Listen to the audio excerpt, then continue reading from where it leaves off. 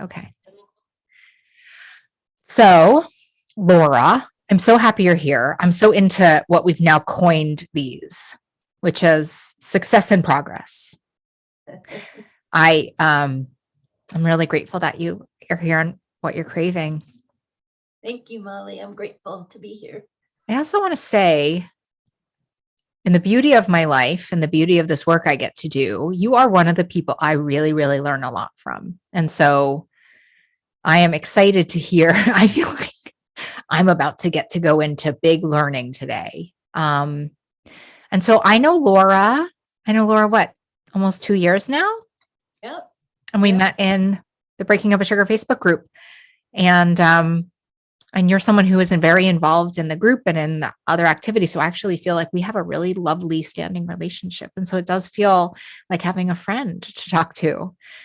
We like to keep the podcast at 30 minutes. So let's try to, really get to business. So talk to me a little bit about your story and, what was the relationship with food like before and where are you now? I don't know. Tell us all the things. Tell us what we need to know, Laura. All right. It took me a long time to get here to you, Molly. I knew early on as an adolescent that my relationship with food was not normal, was not healthy. And I cried a lot about not being able to manage my food, not being able to be the size body I thought I should be. I'm tall. I don't know if you know that about me. I'm like 5'10", and I had a little old Southern grandmother that used to just tell me I was enormous, and so I have some family background about that, feeling ashamed of my size. It didn't get better as I got older. The freshman, whatever, 10 was a freshman 30 or 40 for me. I went to OA for maybe 10 years, starting in my mid-20s. I can be successful once with something, always, but the falling down and getting back up never worked well for me. Can we pause there for a second? Because I think that is the story of so many of us. So you're sort of like, can you walk me through like that one hit wonder and what happened? So you say I can be successful once. Can we sort of unpack that for a minute? Yeah, I think I would take 5 years off of trying to do something, and then I would be desperate and really committed and come in and follow every single rule and do everything everyone told me, and hang on for dear life for a while. And then once it stopped not working, I didn't have any of the tools to go back. It's very black and white thinking, like I was either doing it right, losing weight. Like, how would it stop? Like, we can use any of your diet attempts as examples, but how would it stop working? Like, how does that go for you? Well, what usually would happen is there'd be a holiday or a vacation or a life event that was too big to manage without depending on food. Frequently, I would start drinking wine when I stopped eating sugar or sweets.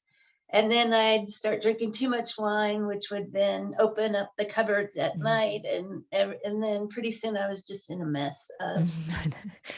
It's like if we were in therapy, I'd say like, a mess is not a therapeutic term, but I actually feel like a mess is a very therapeutic term in that particular sentence. It just, the wine and the sugar and the wine and the sugar and the wine and the sugar is a story I relate to very deeply. And then we sprinkle some shame and some more demoralization and some hopelessness on top of that. I mean, I've spent most of my life thinking I was a fat loser. And of course I look at pictures and I probably wasn't as fat as I thought. And I certainly wasn't a loser. Like intellectually, I knew I was a single mom for 20 years. I worked full time. I managed my life pretty well, except for taking care of myself. Yeah. And it's amazing how we can align ourselves to being a loser as a function of not being able to be successful on a diet that's created for us to fail at. Right. Ain't that a kick in the, I mean, as we Yeah. move as sort of my own research moves into diet culture, it's like because if you really listen to that story, you're one of the most remarkable people I know, as it turns out. And I have a lot of will. I'm pretty disciplined and willful, and I've quit a lot of things. I quit smoking about 25 years ago. I quit it multiple times, like a heavy smoker. And then the last time I said, if I don't stay quit this time, I'm just going to smoke. And the disease is better than the cure, because it was so hard. And I can do those really hard things, but at some point, I can. And the problem, of course, with food, as you know, is it happens every day, multiple times a day. Right. And you get a lot of support when you quit smoking cigarettes. Everyone. Sure. There's lots of people who say, yeah, best decision ever made. Yeah, it was so hard for me too. Yeah. With food, you didn't experience that, huh?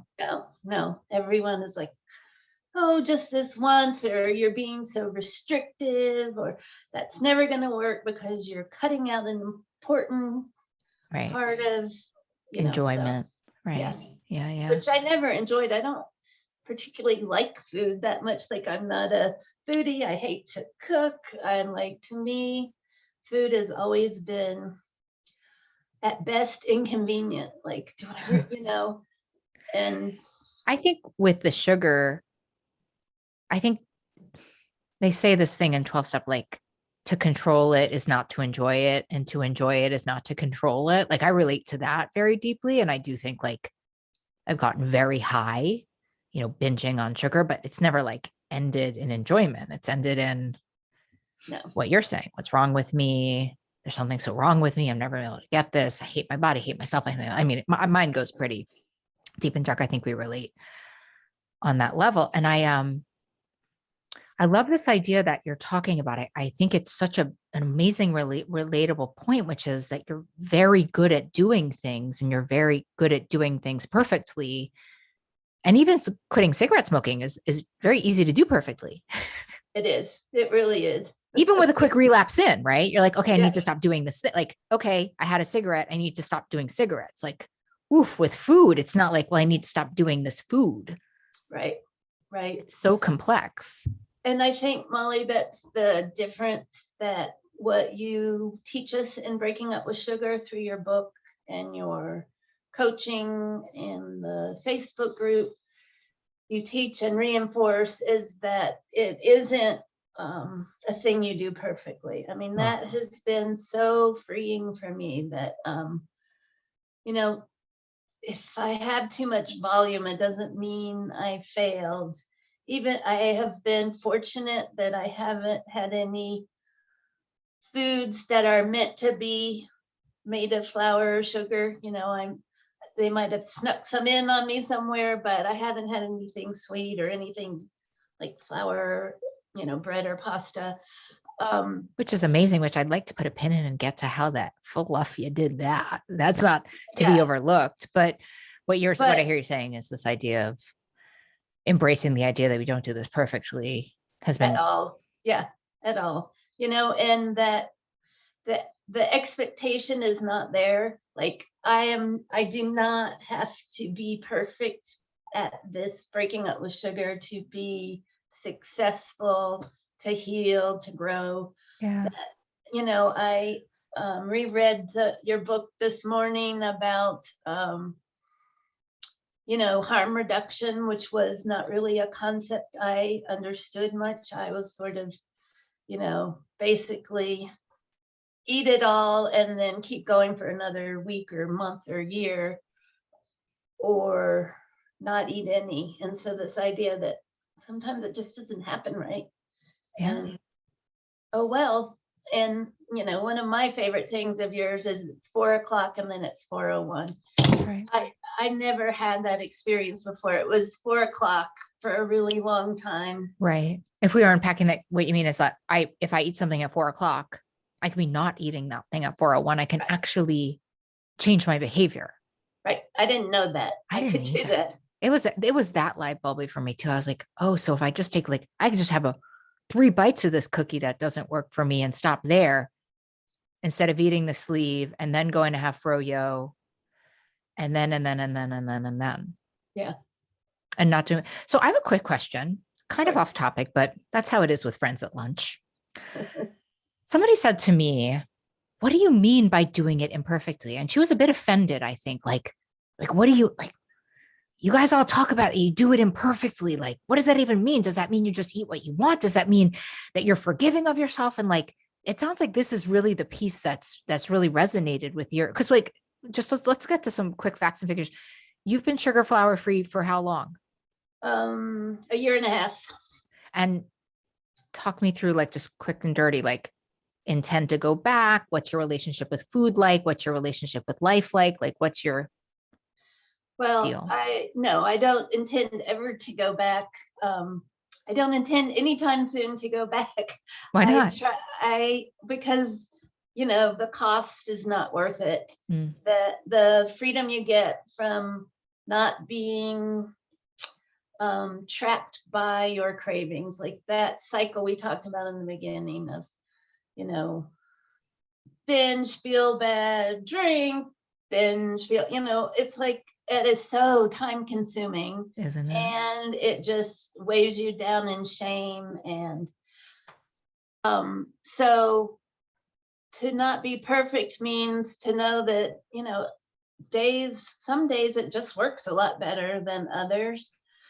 There are a lot of things I do, a lot of things every day I do to stay connected to myself so that I don't think that sugar or anything else in that, anything that's going to trip my brain is going to make my life better. Hmm. And so when this woman is saying to us, what do you mean imperfect? Like, first of all, I so understand her. I mean, that would enrage me if I was deep in this, right? Because I think usually when you're deep entrenched in binging, you're really deeply entrenched in diet culture.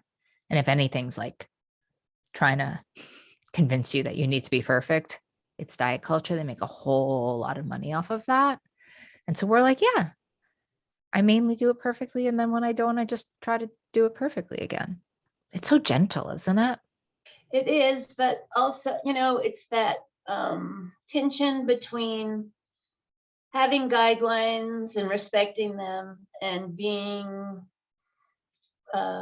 gentle with yourself when you don't meet them. And to me, I don't understand it psychologically or in any way, but I know that I need to be pushing on both of them together. That if I'm just strict on the guidelines or just gentle with whatever I do, that I find loopholes. But if I push them together at the same time, then I can stand up straight. I think that is so perfectly said. I have no words. And as we both know, It's hard to do. that's quite unusual. Yeah, I think that's right. Because I think if we're just being nothing but gentle, then we're probably not taking care of ourselves in the way that we need to. And if we're just sitting and saying, well, these are the guidelines and I have to do them, and if I'm done, I'm a bad person, then that is also going to cause us to be not taking care of ourselves. And when we push on both of them, we stand up straight. I mean, that's a meme. That's a quotable. I love that. So how did you even come to pass that you might be able or might want to do this? I mean, what was your life like before it? What was your relationship like? Like, what was the darkness like? I love the dark, darkness is my love language. Well, I mean, I had all the usual darknesses, the cycles of weight gain and weight loss and all of that. But I had just finished like a 10-week course at Duke on mindfulness eating. And I wasn't able to get to any discernibly different place. Mm. And That must have felt terrible to spend it 10 weeks felt doing familiar. something. It Oh, felt I bet it familiar. also felt familiar. Yeah. But what happened, that was the week of the lockdown from COVID. And so here in the South, as you may be learning, when there's a threat of a snowstorm, you you go out and you buy a bunch of wine and sweets and bread and milk for some reason, but it was And toilet like, paper. Yes. yeah, yeah, it was like a snow day when they locked us down, or I think further south they have hurricane parties. Is that idea? Like this was somehow get your rations. And so I kept getting wine and drinking it all, and then go to the store, and then I think, well, I need chocolate. And so about 6 weeks into the pandemic, I thought, I'm not gonna survive this if I keep up eating and drinking at this pace. And so And Laura, you have people living with you too. I do. That Well, makes I mean, it I guess I harder. always just think about how impactful Yeah, my disease was on those around me watching me kill myself, right. And I have, even more importantly, I have a 17-year-old stepdaughter who, yeah, I would be, drinking starting at dinner, and then she'd want to know who ate all or whatever's the next day, and, just really shamed of myself. So I decided one morning that I needed to not be drinking. And so that led me to Annie Grace and This Naked Mind. And so after a couple months of not drinking, I was drinking a lot of ginger beers and things with tons of sugar. And I thought, I'm feeling worse and not better. Wow. And somebody directed me to her interview with you, I think in January of 2020. She interviewed you. And I know some people have problems with one and some with the other, but for whatever reason, my brain is particularly sensitive to glucose. And Yeah. so that's how I heard, and I didn't even need to read your book. I mean, I did stop the sugar, of course. I got to the flour a few chapters later. So I know. People don't really dislike me on the sugar because everyone's like, yeah, that makes sense to me. And then I have to drop that second bomb of Yeah. grain flour. And I think a lot of people want to punch me in the face, and I, as an angel hair pasta scone lover, I want to punch myself in the face. I mean, I want to punch science in the face. I don't know what to say about it, but that's a harder one, isn't it? It is. And I think for me, I really basically, it's kind of like language immersion. I just went to school with This Naked Mind and breaking up with sugar. And I did a few other things, and What'd you do? Come on. You got to tell us. Come on. I went to online support groups, both, I was in a coaching program through Annie Grace's program. I went to everything that anyone offered. I posted every day. I read every day, and I developed this morning routine that I think is what makes the difference from the way I used to do quitting to how I do it now. Yeah, I want to talk about this. And I have to say, I'm really grateful you said all of that because, as you well know, because you are a fighter and I do spend an enormous amount of time with you, I believe so wholeheartedly that one thing that goes wrong, and especially because diet culture sells it this way, diet culture is like, no, like just 7 days, 7-day cleanse. And then everyone, and we're so, I love our beautiful earnest minds because we do a 7-day cleanse and somehow just like dissonance is so beautiful. We don't think about day 8. Like, you know what I mean? Yeah, or we And do. certainly, We think we'll be, we'll and be certainly free if we're again. having a moment, and I know people have issues when I talk about this, but I'm sorry. But like, if we're talking about addiction, the truth is if you go back on day 8 to the way you were, you're actually progressing your addiction, right? Because you're starting a new level of tolerance to the substance. So I love what you're saying, because I always say that the solution needs to be as big as the problem. And what you're saying is, and I love the idea that you did it during the pandemic. You're like, I don't know if I understood that or not, Molly, but I was like a seeker. And I just went and did every single thing I possibly could with the most earnest and open mind that I can. And here I am doing it differently. So talk us through a little bit, like any challenges along the way? Like, or was it just like the straight shot of like, woohoo? No, it was really hard. In the beginning, it's hard when What you're was hard doing about it, do you think? the physical cravings are really powerful. I found my husband to be incredibly annoying during my sugar detox. And I felt really insecure about going anywhere, like going to visit my sister, and how was I going to manage not to drink wine with her, not to eat her good cooking, or, Yeah. I was afraid of engaging with the world. And so I am really grateful for COVID for that reason. I'm not for all the other harm it's brought, but, it gave me, a chance to be in a cocoon for a while, Yeah. and that really helped. But now that I'm going to my second Thanksgiving, Christmas, I'm like, I remember being really worried, and now I'm like, it doesn't seem that complicated to me. So It's amazing what a bunch of months in a new yeah, behavior can do for you. I'm always so conscious about making it sound easy when it's not.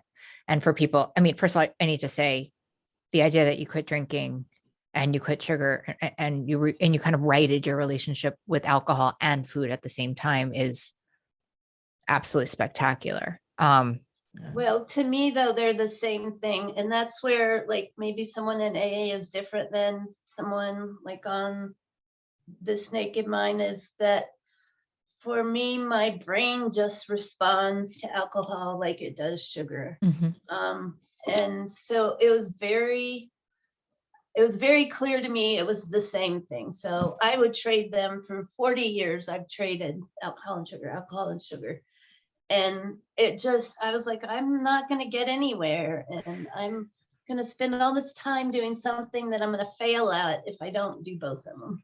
So it's like you would either be in the camp of over consuming alcohol, and then when you would stop over consuming alcohol, you'd be in the camp of over consuming sugar and flour. Yeah. All the same. I mean, I don't drink or eat, we're the same camp. And I'm like, whew, what vision I have. I don't know about you, Laura, but like vision for better or for worse though. Like, I'm like you, like I wouldn't trade this vision for all the tea in China, as they say, but like having vision is not always such a treat. Although, I mean, and I see some people in the Facebook group, and I understand because I turned 60 during COVID, and it's a lot easier to do things at 60. When I was working full time and had the kids, and I didn't have the time or flexibility to really submerge myself in this. And so do you think that's true, or do you think you didn't realize the necessity of reformulating your life? Well, it's never the opposite. It's always somewhere in the middle. I think that I would have had more time to take care of myself if I took care of myself. But I do think the demands of being a mom and working full time and family responsibilities, it does make it harder. It does. Absolutely. I just don't think makes it impossible. No, it does. I'm always cautious of my sickest self listening to this, being like, well, I definitely can't do it. Then I have to wait till I'm 60. And I would hate for that to be. Right. Well, and as I look back at opportunities I missed because I felt less than because I weighed more. Yeah. Well, not just weighing more. I mean, I just think it's really hard to love yourself when you're harming yourself. Yeah. And I think it seems like we've really like as deeply entrenched in as addiction as I was, and and I actually need to say to everyone listening, I love what you're saying, because I think you depersonalize this so beautifully by really talking about your brain chemistry so clearly, right? Like this is so amoral for you. It sounds like you're like, yep, this is how my brain functions when I put this into my body. Like you're not like, I'm a bad person or. Yeah. And I think I really learned that through this Naked Mind, that it's the drink, not the drinker. And I think of that, it's the food, not the eater. I thought there was something wrong with me for a really long time. And just changing that belief has changed so much. And I think you were able to change that belief just through science. And I think it's incredibly powerful. And maybe part of the reason that you're able to be so successful at it is that you don't take it so morally or personally. Right. Right. And that phrase that you say, that not my food, like I just, when people are talking about holiday food or whatever, I'm like, this is not my food. So, Yeah. Enjoy it, but it's not for me. One of the biggest questions that I always get, which I think is you're really answering it in a really beautiful way, which I need to say, like, I don't think breaking up with sugar is for everybody. And I actually think the story you're telling is not necessarily one just of breaking up with sugar. It's about really finding what works for you when it comes to your relationship with food, which is most people's dream, right? Most people who struggle with food are like, just tell me what to do, right? Just tell me what I need to do. And you're sort of like, well, my brain chemistry was off. So I took the things that messed up with my brain chemistry and I really want to get back. And I think the other thing I'm hearing is that, and then I learned that if I happen to slip on that, not to make it into a big flippin' fireworks show. But so many people say, how is breaking up with sugar not a diet? How is it not a diet? And I guess how do you, because you are down with diet culture. How do you do that? How do you make it so that it doesn't feel like a diet? Because it's not about the food. I think diets Tell me are more. all about what you eat, when you eat it, how you eat it, what's in it. To me, it's about respecting yourself, listening to yourself, taking care of yourself, following the practices. Like you have the toolbox. It's like using that is not a diet. It's not about food, It's Yeah. about learning how to live your life so that when you interact with food, you're using it for nourishment and not to make the pain go away. Yeah. And you do that imperfectly, it sounds like. Oh, yeah. So can you talk me through that? What happens for you? So you'll overeat from time to time. Can you talk us through that? Yeah, it's usually at dinner time. And it's the thing I'm still have a lot of work to do around the idea of not I wouldn't enough. say a lot of work, Laura. We we don't need to do sign that around contract. Just how about just some work? some work around not enough and more. Like I feel like at dinner time, it's like that's the last chance to eat for the day. And that plate doesn't feel like it's enough. So somehow I'll convince myself that more is okay. And I see the theme play in other areas of my life, like shopping, like that's not enough. I need more of something. Yeah, I need 3 white t-shirts. And Not just one. Right, right. Yeah. Of course. Yeah. And that's probably my that's what I'm working on right now. I've set my intention for the holiday season. And for me, it ends in the middle of January because that's my birthday. So that's I have a bigger triangle than some people. And I am just working on the word you use, I love, one civilian plate. I grew up as a military brat, and I know what a soldier's plate looks like. So one civilian plate is my aspiration for the holidays. Yeah. To those listening, people ask, what do I do at these parties? And I think parties are really hard. And I think buffets are really hard because I think what you're saying is just that not enough that really fuels addictions and eating disorders. Like I need more, I need to feel safe. I need to feel grounded. What if I want more? What if I'm still hungry? And that so comes usually from our parents controlling what we eat. I mean, this thing runs deep, And so my suggestion always when we're at parties, I want us to enjoy ourselves. It's like, there's a lot of people who say, bring your scale with you, bring your own food, bring your this. And those are all options, of course, but I like to have a good time. And so my suggestion is always one civilian plate. And what I mean by that is Laura and I are made of the same cloth because you can hand me a plate and I could decorate that thing. You know what I can make that plate into about 7 plates. And by the way, really stealthfully, right? Stuff it in here. If you only get one suitcase, I can stuff a little under there, a little there, high balance. So it's like a civilian one that you would serve to somebody and say, here you go. I made you a plate. And they would say, thank you. Not wow, that's a lot of food. How's that going for you? Overall, it's going pretty well. Sometimes I don't like it.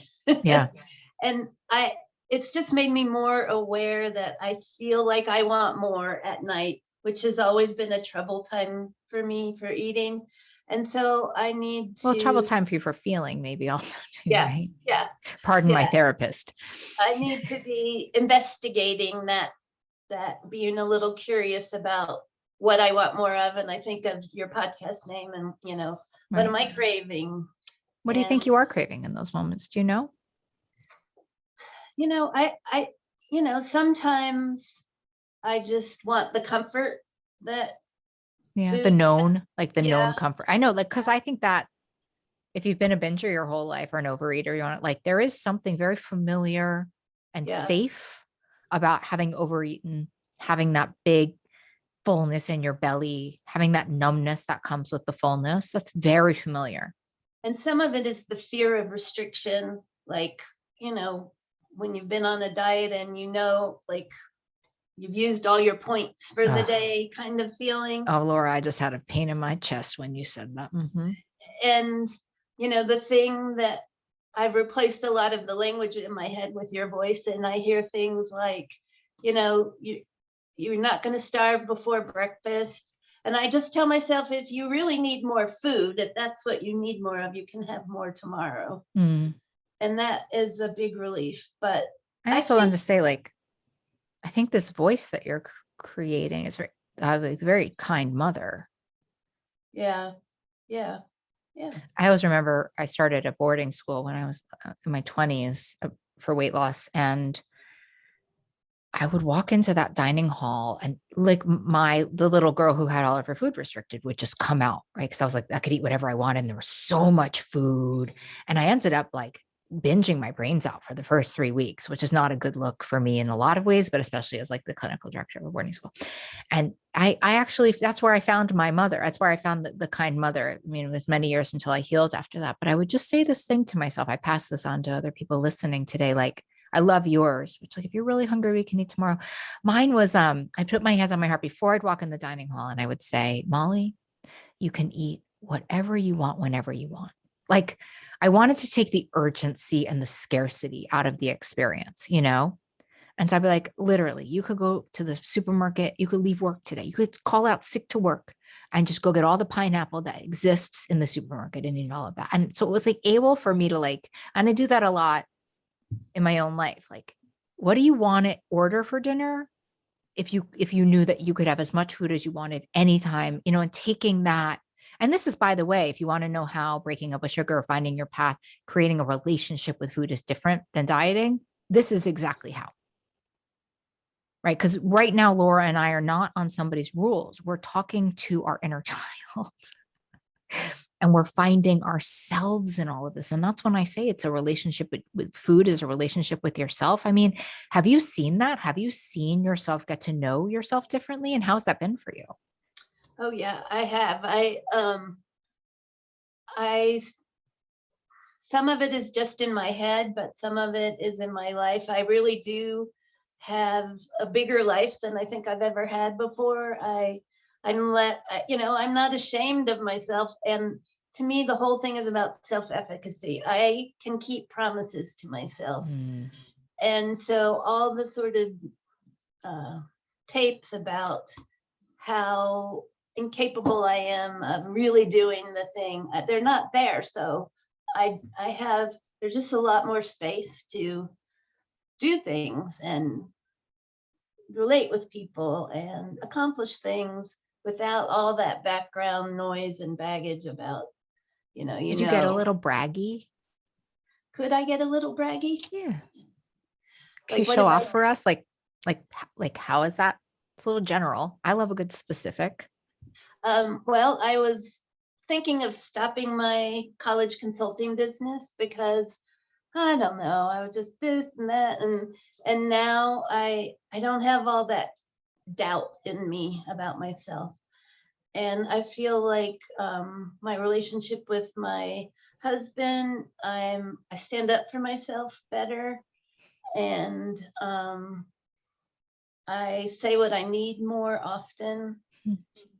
And the same with my sister. I mean, I've set really clear boundaries in a way that, before I would just do what anybody wanted me to do. And Mhm. I wouldn't worry about standing up for whether it was my food or going to sleep or, Wow.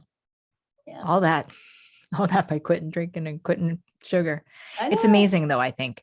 But I do want to say, and I heard this and I want to make sure, because I'm sure people are curious, because you said, I think that this morning, I think that my routines are really the things that have made the difference. I want to say, I also think that your relationship with perfectionism and your relationship with self-forgiveness, just as your therapist for a second, is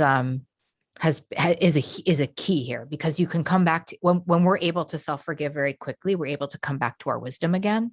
And which is like, to me, I had the same experience of this. Like, wait, you can just not stop doing the thing, self-forgive really quickly and just get on with your life. Like, whoa.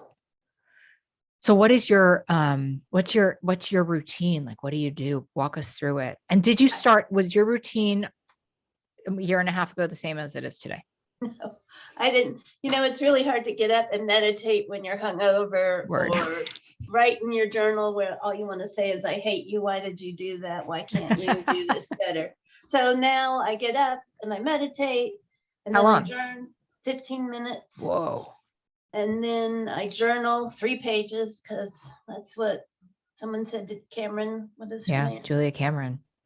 Because I read that during lockdown. So I added Artist's Way, that. for those of you who are like, what are they? Artist's Way, such a beautiful book. What a great book.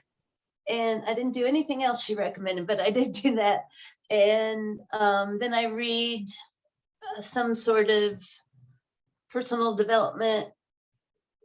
Right now it's Pema Chodron is my go-to person. What a teacher. And then I get some exercise in the morning. I mean, it was so easy in lockdown because there was no competition for my time. I know. I'm finding that too. Like, coming into the world, it's like, it was such I mean, we're really blessed, obviously, that we had this experience of lockdown, but bringing real life back into my recovery, it's a new negotiation. And I'm excited you're experiencing that too, because I don't feel so alone in it. And I learned, like, I was just out of town for the week. And so instead of having 15 minutes and 3 pages, I did 7 minutes and 1 page. Yes. And that was talk about anti-perfection. I was like, just enough to keep it fresh. Yeah. And I think just enough to, like, cause I wake up with no plug in any outlet. And so I have to do something, even if it's just saying, thank you, thank you, thank you, thank you, thank you, thank you, thank you, thank you. And then that's my plug. I mean, me too. I love a luxury of a 30-minute morning practice, but my life too, it's like, sometimes it's big and quick and I'm late, but I have to always do something to get my plug in from, eating disorder to recovery every morning.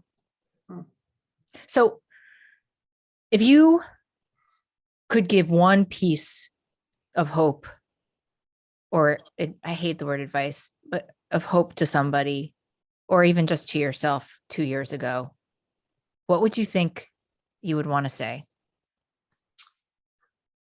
I think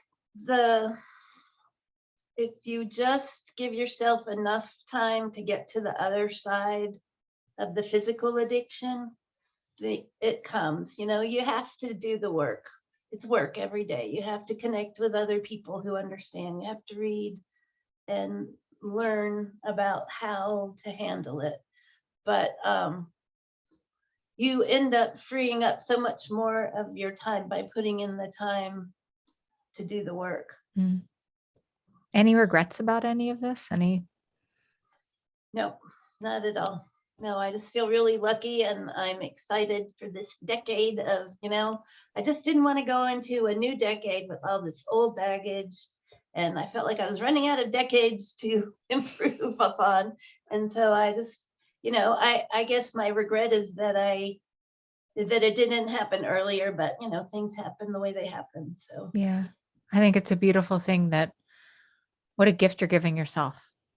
Yeah, it is. Spend back 9 in this really new space of being available and awake and in just such a different space. And I need to say, I think my favorite part of you, well, my 2 favorite parts of you is, I think you're a seeker, and I think my experience of you is that you never think you've learned it. Like, we practice intensati together, and you're never like, okay, I did intensati, I know it now. You're just like, oh, what's next week? What's next week? What's next week? And I think that's how you end up being in really healthy relationship with food and yourself, is that you're such a student of all of this. And then I also do think you give the best feedback of anybody I know. Whenever I'm beta testing something, I bring it to Laura because I know that she's always going to give me an honest assessment of what's happening. And I value you as a friend and as a part of our community. And I know you were so nervous to do this, and you are such a gift to all of us. And so I thank you, and happy almost birthday. Thank you, Molly. Thanks for all the work you've done on our behalf. My great pleasure. Love you. Bye.